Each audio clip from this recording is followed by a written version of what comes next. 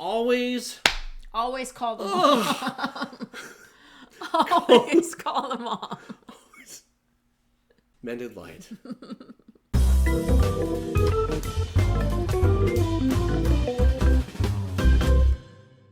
Let's listen to this comedy bit or watch this comedy bit and then we can talk about it. Ow. So this is Nate Bargartze. Mm-hmm. And it's, we're going to talk about the burdens placed on mothers, the expectations placed on mothers, and the imbalance, and how to navigate that to something healthier, to a more supportive dynamic. For first grade, she started taking the bus, and it was the first time she ever took the bus. So if you know as a parent, you walk them to the bus stop, it's very fun. And so we got her on the bus. She went to school. At the end of the school day, someone from the school called my cell phone. They have my wife's cell phone, they have my cell phone. They called my cell phone, and she said, hey, do you know what bus number your daughter's supposed to be on? And I said, I'm her dad. I said, are you crazy? I was like, this is how you thought you would get this information, was to call the dad?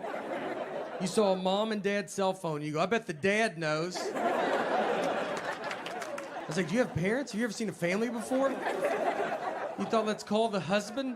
Unless there's two husbands, you should never call a husband a day in your life. I would rather you ask a lady that doesn't know her. I think she could get to the bottom of it quicker than I can. I had to go get her. I go, all right, I'll come get her.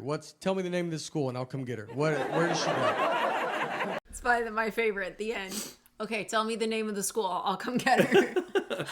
I don't know what school she goes to. Yeah. So if we go through, I took a women's studies course in college, and some of my friends like to meet girls. I'm like, no, because I'm not a woman. Like this is how I get to know what it's like. Because I was going to be a therapist, and I didn't want to be a therapist who just sided with the dudes, right? And so I took the women's studies course. And one of the things that I learned in the course that you know by experience is just the history, is throughout the centuries, just how much has been expected of women when it comes to running in the household, managing the home, the cooking, the cleaning, the raising of the children, the teaching the children, keeping everything running and in operation. And then when we had more of a transition of, the feminist movement and women could have their own bank account. It was life-changing. It's been about 50 years. You could have your own bank accounts, more in the university, more pursuing careers. Mm-hmm. But what didn't shift along with that is the home responsibilities kind of stayed more or less as they were in a lot of cases. Like if we're looking on a macro level, I think if you look at the micro level at individual homes, you're going to see variation. But like on the pullback bird's eye view level, you have a lot of women who are both, pursuing careers, pursuing education, pursuing these things that bring them fulfillment. But when it comes to what happens at home, it's just kind of like expected that they'll still be the ones to do all of the things. Has that been your experience? Yeah, that has been my experience. I take care of my children, and I don't see it as me helping my wife. Yeah.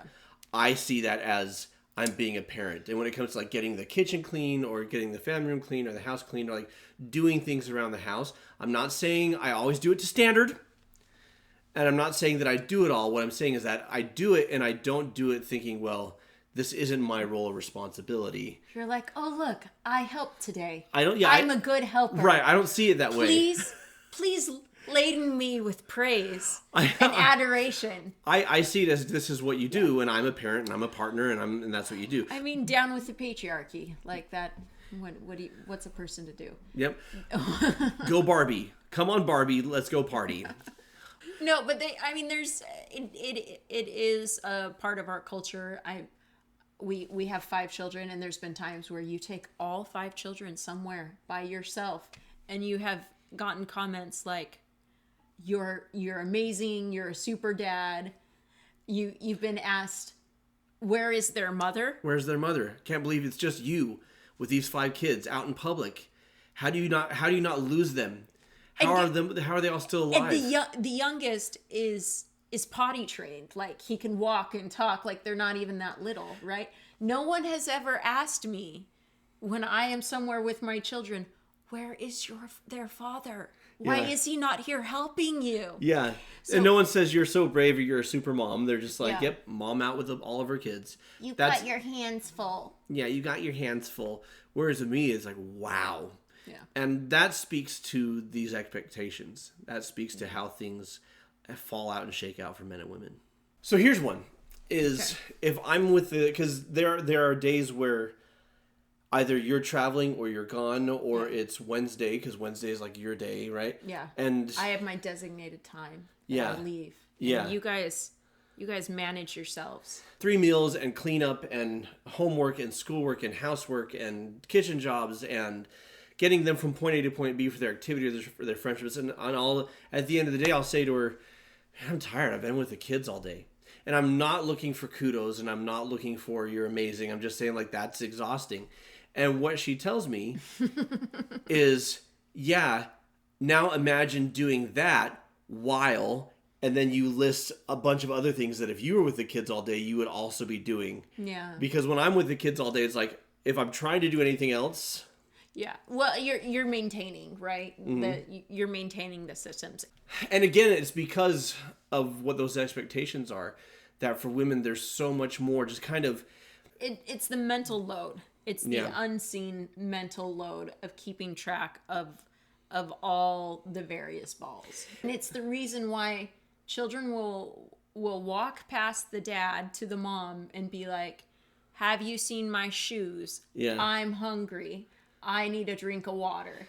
And we set the bar low for men, and then men comply, myself included, because we're at a place where if a husband he notices and expresses gratitude, it's like, wow, what a great husband, right? If a husband says, this was delicious, or thank you for getting this done, or I see how much you're doing and it amazes me, then we kind of praise the husband for even noticing and saying these things. But you know what that's like?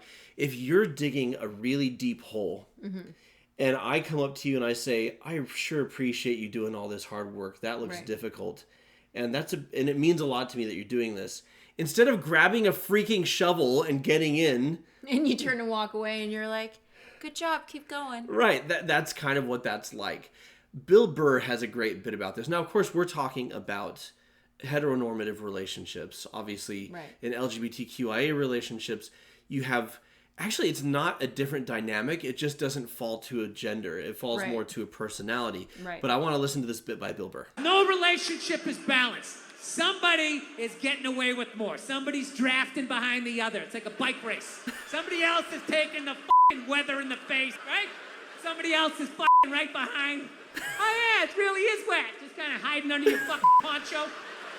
Male, female, female, female, they, whatever the it is you're into. Every relationship, there's the person that does the dishes and the person that lets them soak. They know you're going to do them.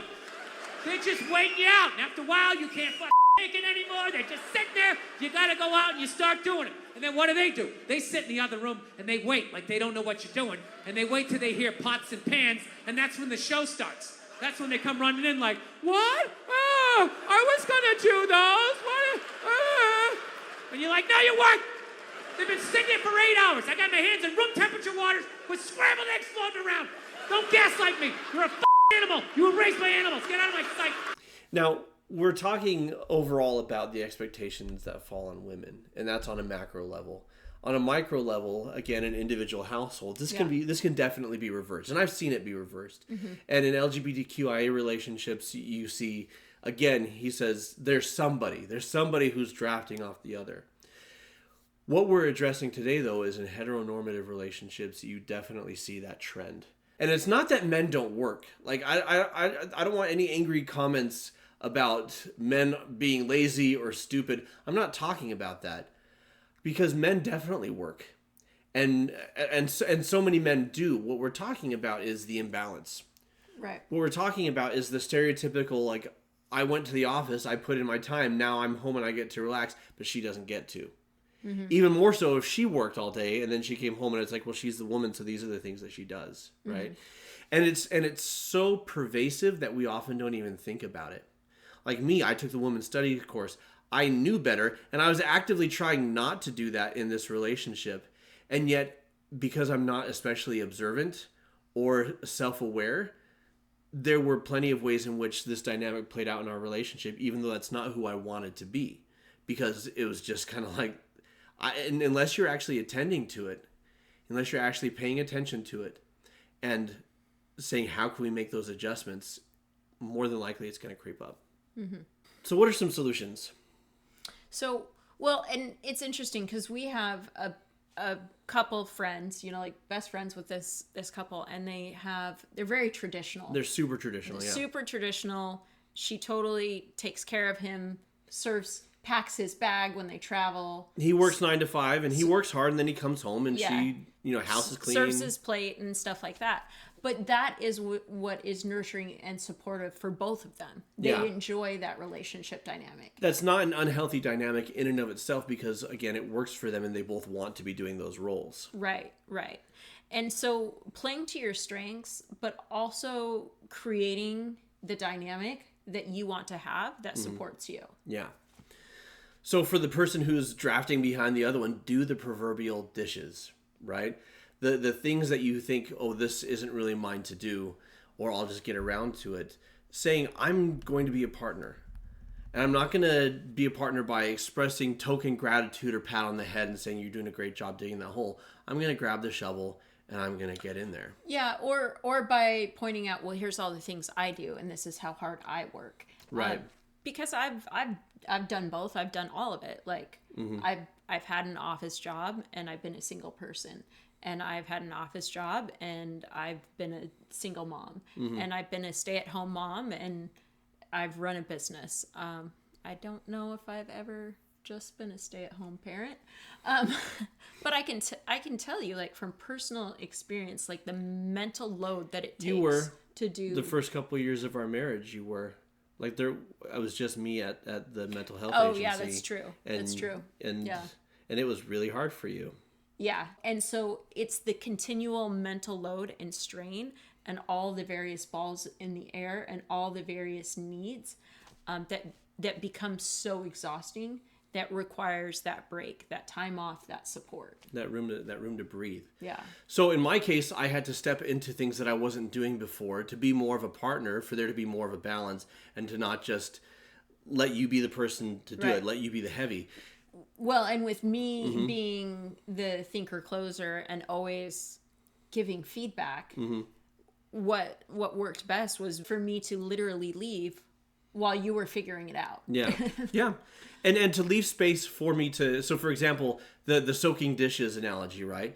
To actually let them sit until the other person does it. Yeah. Right? But the idea of not enabling, right? Because if I wait for you to do the dishes and you don't do the dishes, so I do the dishes, that's enabling. I'm just teaching you to, if you wait it out, then I'm going to be the one to do it. So that, so for you, it was stepping back and saying, there were things you weren't going to do anymore, so I would step up and I would do them. Yeah. We talked about this last year. At the end of last year, we talked about this year being, you needed this to be your year of learning to relax and slow down. Rest, specifically. I'm working on resting. And I was doing the exact opposite, where this is me continuing to ramp up and grow in my capacity. But I do think it is a much more balanced and healthy dynamic now than it was before. If you are in a relationship with somebody who is radically different from you, you first need to understand yourself. What makes you tick? What are your likes and dislikes? What are your needs and what do you value? And then you can look outward to them. And we want to guide you through exactly how to do that. There's a video right here somewhere that is going to pop up, and that's what you're going to click on next, because you got time and we got the goods. You want to watch it. What are your thoughts on what we've been talking about? Are we completely full of it, or do you see this in your own life? If you've seen these dynamics popping up in your relationship, let us know in the comments below how you've been navigating it and what the struggles have been. We want to learn from you. And until next time, remember to keep shining. We need your light. Oh.